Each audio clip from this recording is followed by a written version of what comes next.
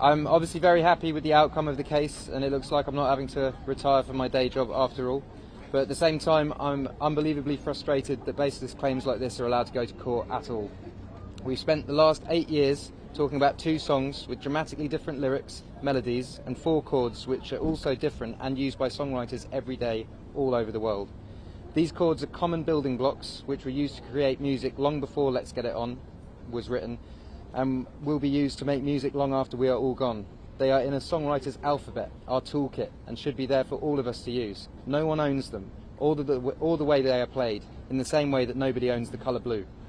Unfortunately, unfounded claims like this are being fueled by individuals who are offered as music experts in musical analysis.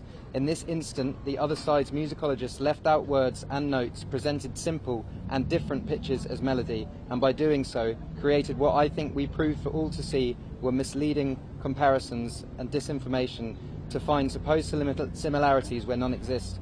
And I think we proved for all to see that they tried to manipulate my and Amy's song to try and convince the jury that they had a genuine claim. I'm very grateful that the jury saw through those attempts. This seems so dangerous to me, both potential claimants who may be convinced to bring a bogus claim, as well as those songwriters facing them. It's simply wrong. By stopping this practice, we can also properly support genuine music copyright claims, so legitimate claims are rightly heard and resolved. If the jury had decided this matter the other way, we might as well say goodbye to the creative freedom of songwriters. We need to be able to write our original music and engage in independent creation without worrying at every step of the way that such creativity will be wrongly called into question. Like artists everywhere, Amy and I work hard to independently create songs which are often based around real-life personal experience.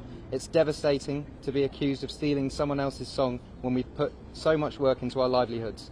I'm just a guy with a guitar who loves writing music for people to enjoy. I am not and will never allow myself to be a piggy bank for anyone to shake. Having to be in New York for this trial has meant that I've missed being with my family at my grandmother's funeral in Ireland, and I will never get that time back.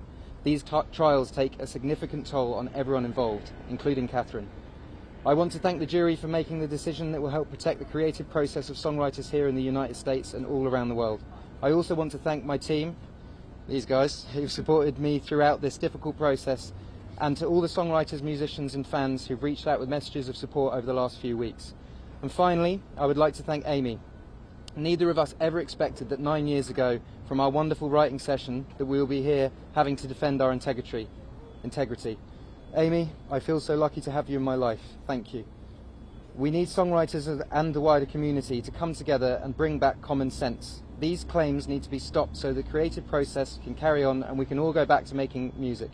And at the same time, we absolutely need trusted individuals, real experts, who help support the process of protecting copyright. Thank you. How do you feel then? How do you feel? Great.